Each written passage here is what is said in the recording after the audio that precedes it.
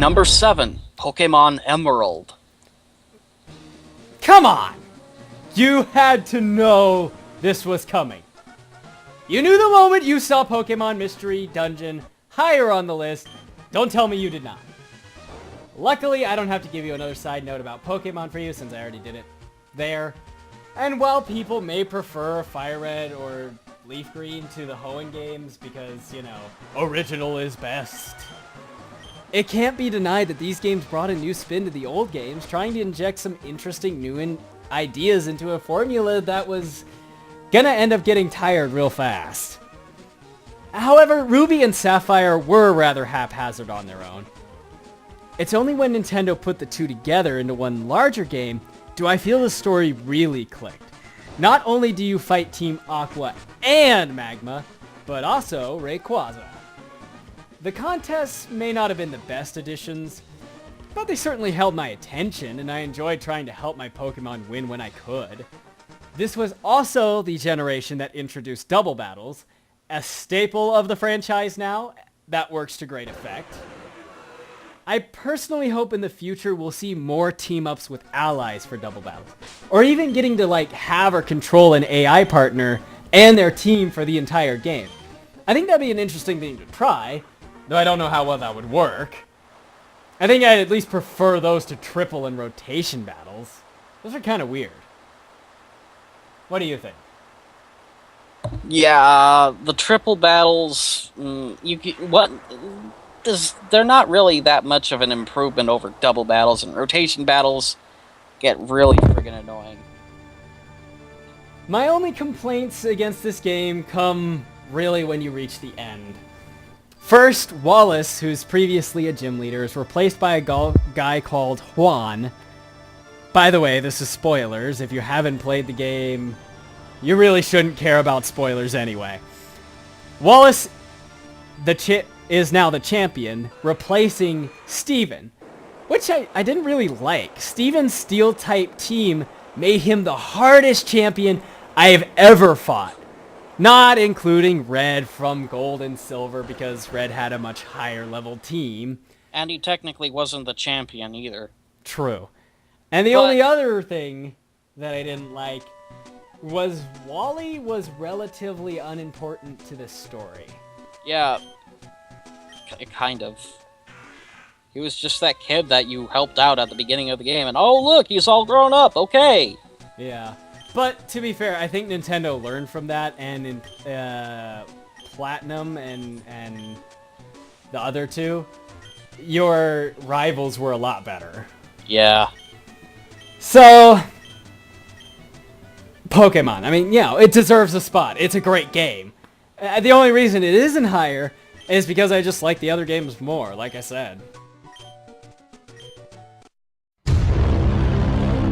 Number 6. Golden Sun. Ah. Now you see why I said wait. I didn't want to favor Lost Age as much because I felt the first game was better. And it was certainly easier to get through. I remember getting lost in Golden Sun sequel way too much at the beginning of the game.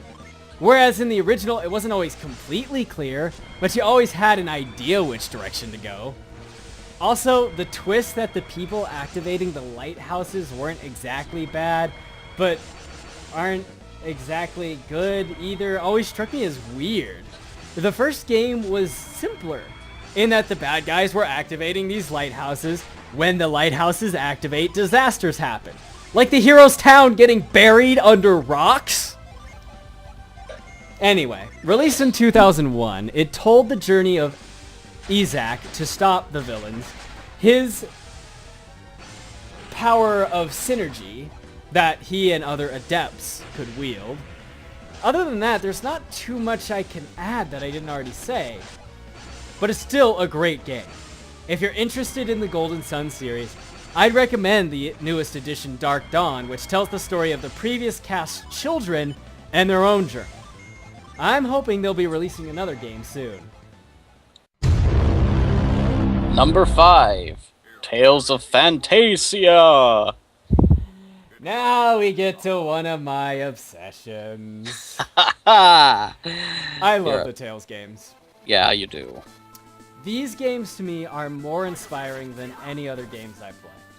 The stories are always engaging, and the characters are complex and interesting individuals that all receive adequate screen time throughout the game so you can come to understand them.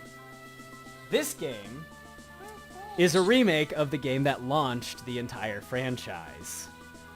In 1995, developers Wolf Team and Namco's Tales Studio published this game to the Super Nintendo.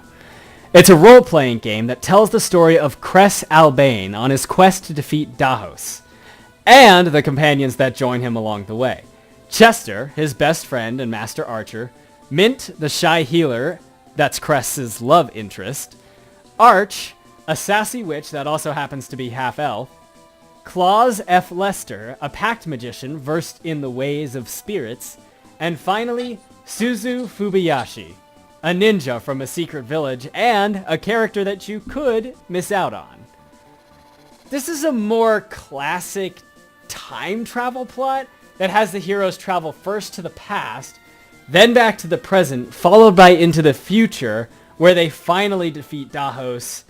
I think they had to defeat him all 3 times. The combat is a simple, linear battlefield, but with the right team setup, you can have Cress slashing away at the front while others support him from behind.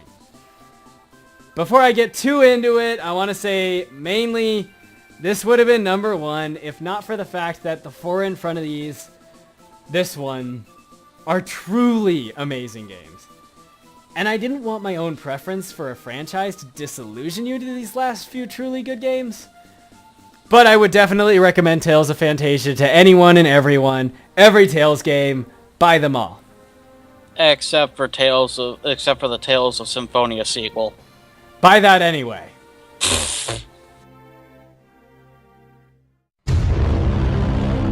Number 4. The Legend of Zelda, the Minish Cap. I actually played this too. Believe it or not, I never played Majora's Mask.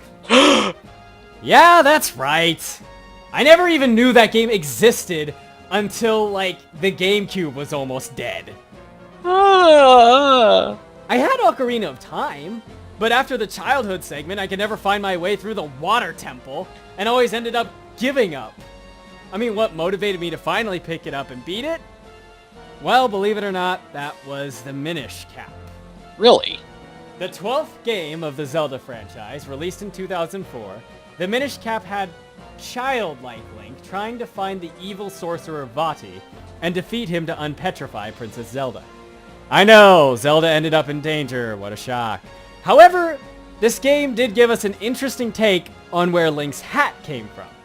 It's actually a talking, transformed Pickery, a tiny race that Link interacts with throughout the game, named Eslo, who was betrayed and turned into that form by his apprentice. Vati!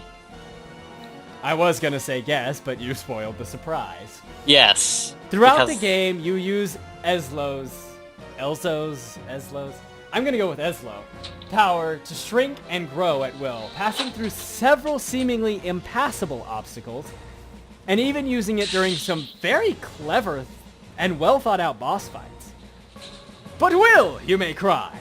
If it's such a great game, why isn't it number 1? After all, Zelda games are considered to be the cream of the crop.